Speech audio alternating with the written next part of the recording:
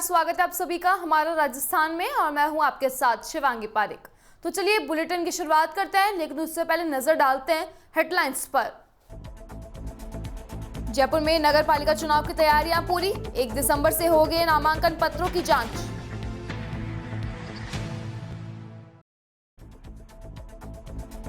नगर पालिका ईओ वर्षा चौधरी ने अवैध निर्माण पर बनाई 2 दुकान को किया सीज।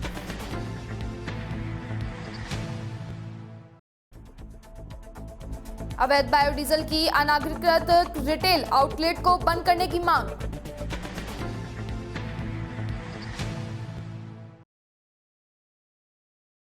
और अब खबरें विस्तार से।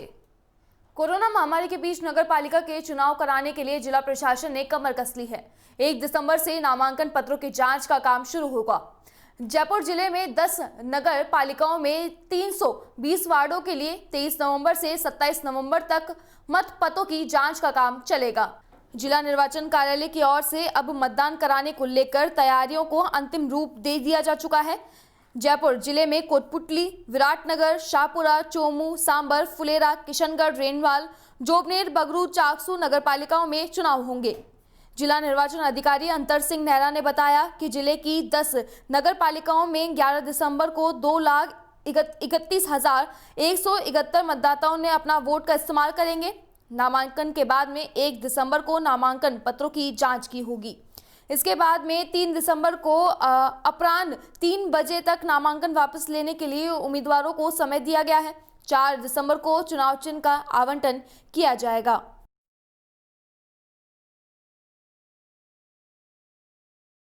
और अब खबर भीलवाड़ा से। आर्ट ऑफ लिविंग की नेशनल टीचर उषा कसारा ने बताया कि आर्ट ऑफ लिविंग का नाड़ी परीक्षण कैंप 30 नवंबर को यानी कि कल रहेगा। कैंप में बेंगलोर आश्रम से आए नाड़ी वैद्य डॉक्टर अनूप पाटीदार द्वारा नाड़ी परीक्षण किया जाएगा। नाड़ी परीक्षण रोग निदान की एक प्रभावशाली, किफायती और हानि रहित पद्धति है। यह बीमारियों को जड़ तब जाकर लक्षण बताती है और संभावित रोगों को सचेत करती है। नाड़ी परीक्षण द्वारा स्वास्थ्य सलाह और निदान प्राप्त कर सकते हैं। इसमें अनेक प्रकार की बीमारियां जैसे कि सर्दी, जुखाम, जोड़ों का दर्द, पाचन संबंधी व्यक्तियों की प्रकार की एलर्जी, स्ट्रेस, रक्तचाप, अनिद्रा, बालों का झड़ना, त्वचा संबंधी समस्या, अधिक वजन, कम वजन, बीपी, मधुमेह और हृदय संबंधी समस्या, महामारी, श्वेत प्रदर, रक्त प्रदर, बांझपन, नपुंसकता और बच्चों की पाचन संबंधी समस्या, दिमागी बीमारी आदि समस्याओं का निदान मात्र नाड़ी प्रशिक्षण द्वारा ही हो जाता है। इससे फ्यूचर में आपका स्वास्थ्य कैसा रहेगा, आपको क्या परेशानी होने वाली है या नहीं होगी, इस बारे में भी पूर्ण रूप से जानकारी दी जाती है। नाड़ी परीक्षण भूखे पेट या फिर खाना खाने के बाद में 2.5 घंटे बाद किया जाता है। यह नाड़ी परीक्षण के गोल प्याऊ चौराहा स्थित आर्ट ऑफ लिविंग सेंटर पर गांधी टावर में रखा गया है।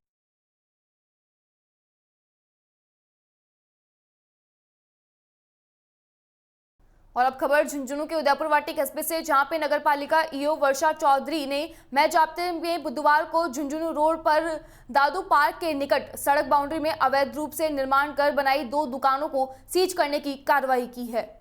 नगर पालिका ईओ वर्षा चौधरी ने बताया कि दीपावली से पहले दुकानों का निर्माण कार्य शुरू हुआ था। उक्त निर्माण कार्य की सूचना मिलते ही सफाई निरीक्षक विष्णु सपट्रा के मौके पर भेजकर निर्माण को रुकवाया गया, जिसके बाद में दीपावली की छुट्टियों में भी अवैध रूप से निर्माण जारी रहा। फिर पालिका ने उक्त दुकानों पर नोटिस चिपका दिया, लेकिन अवैध रूप से निर्माण करने वाले व्यक्ति ने निर्माण को पूर्ण कर लिया। पालिका सहायक अभियंता सुमित कुमार वर्मा ने मौके पर जाकर रिपोर्ट तैयार की, ईओ को प्रस्तुत की। ईओ चौधरी ने रिपोर्ट के अनुसार बुधवार को मौके पर जाकर दुकानों को सीज करने की कार्रवाई की।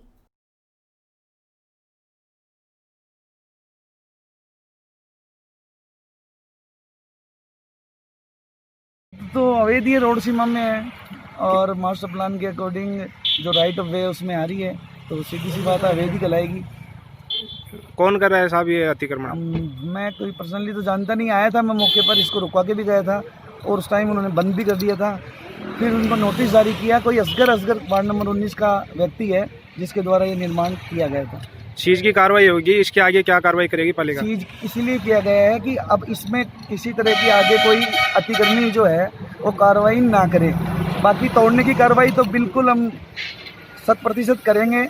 हमारे पालिका के जो साधन संसाधन है वो उनकी व्यवस्था हो जाए उसकी। तो पालिका ने आज से पहले भी कई दुकानें अवैध निर्माण को स्विच किया है, लेकिन फिर खोल दिया गया। ऐसा क्या मामला है? ये भी इस फिर से बारे में खुलेगी? मैं कुछ कह नहीं सकता पूर्व में क्या हुआ क्या नहीं हुआ। 11 तारीख के आसपास यहाँ शिकायत हुई थी कि दुकानें बन रही हैं। उसके बाद हमारा जो SI है विष्णु, उसको यहाँ भेजा गया था, तो मौके पे थोड़ा बहुत कोई काम था तो उसको बंद करवा दिया था। उसके बाद दिवाली की छुट्टियाँ आई और छुट्टियों का फ़ायदा उठाते हुए इसने क्या किया, पूरा स्ट्रक्चर खड़ा कर दिया। उसके बाद 17 तारीख को हमारे AN साहब हैं सुमित कुमार वर्मा, उनके द्वारा इसका मौका निरीक्षण किया गया और इसकी मौका फर्द बनाई गई। हमारे जो रोड की मिड लाइन है वहाँ से 100 फीट डिस्टेंस छोड़ी गई है मास्टर प्लान में, इसलिए ये जो दुकानें थी ये सड़क बाउंड्री में आ रही थी, इसलिए इनको सीज़ कर दिया गया और बहुत जल्दी इनको हटाने की कार्रवाई भी की जाएगी। नगर पालिका के द्वारा इनको सीज़ कर दिया गया। पहले नोटिस जारी किया गया था, इन लोगों ने हटाया नहीं था। 12 तारीख को इनको नोटिस जारी किया गया था।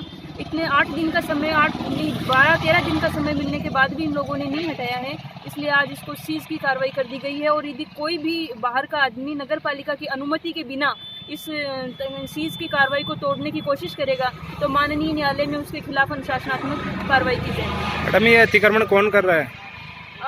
कोई असगर नाम हम पर्सनली का नहीं कोई जानते। है, पर्सनली हम जानते नहीं है, हम मिले भी नहीं, हमने देखा भी नहीं है उसको।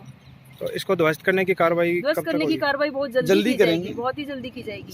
Thank you. सीज इसीलिए सीज किया गया और सीज की इसके जो भी कोई भी बाहर का आदमी यदि छेड़छाड़ करेगा ना तो माननीय न्यायालय में उसके खिलाफ अनुशासनात्मक कार्यवाही डेफिनेटली की जाएगी।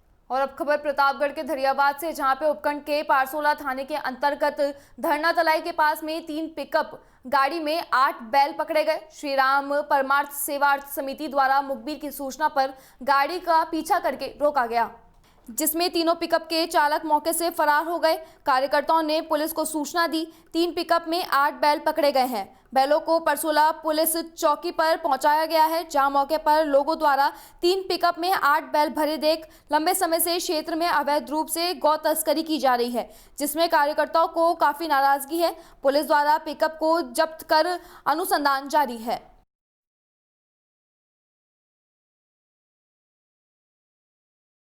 हाँ, मैं मनोज तेली, बेलाजी तेली।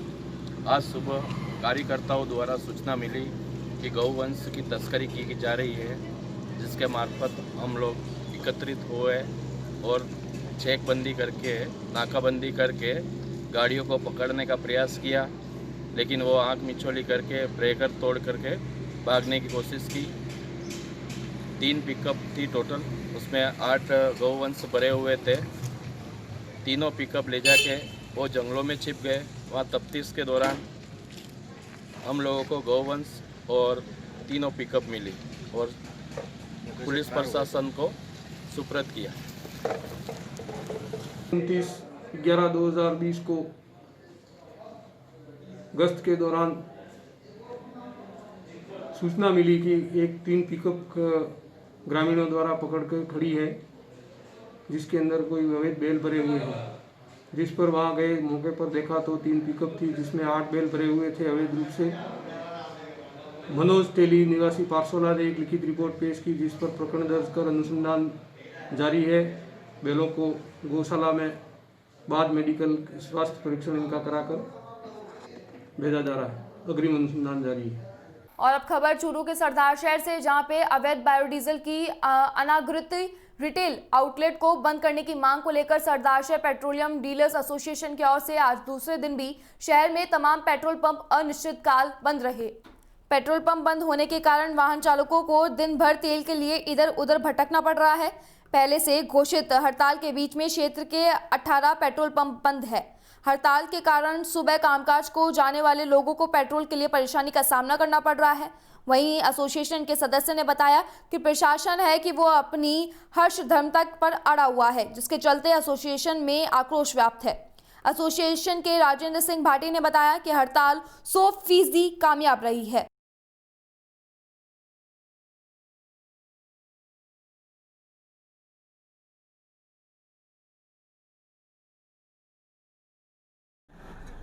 प्रशासन को अपनी हठधर्मिता छोड़ के हमारे हितों को ध्यान में रखते हुए, आम जनता के परेशानी को देखते हुए हमारे को मदद करनी चाहिए और वार्ता के लिए बुलाए। मेरा करबद्ध निवेदन है प्रशासन हमारे सुने। सर कब तक जारी रहेगी आपकी हड़ताल? जब तक प्रशासन नहीं सुनेगा तब तक जारी रहेगी और पूरे जिले में भी होगी हड़ताल। सर आपका नाम? रवि। मुद्दा हमारा 4 बिंदुओं पे है। हमने क्या निवेदन किया कि जिला प्रशासन हमको सुनना नहीं चाह रहा है। अवैध तस्करी के माध्यम से सरदार शहर में 80,000 लीटर डीजल आता है। सर्वप्रथम स्वयं जिला प्रशासन के द्वारा ये किया गया था कि 18/8/2020 को जिला कलेक्टर ने एक टीम गठित की थी। उस टीम के द्वारा एक भी निरीक्षण, एक भी नमूना नहीं लिया गया। तत्पश्चात 12/10 को अतिरिक्त मुख्य सचिव के द्वारा आदेशित किया गया, उसकी कोई परिपालना नहीं की गई। आपके 9/11/2000 को खाद्य सचिव ने फिर आदेश जारी किए, उसकी कोई परिपालना नहीं की। इस संबंध में हमने 78 पत्र जिला कलेक्टर और रसद विभाग को प्रेषित किए गए, एक भी जांच नहीं।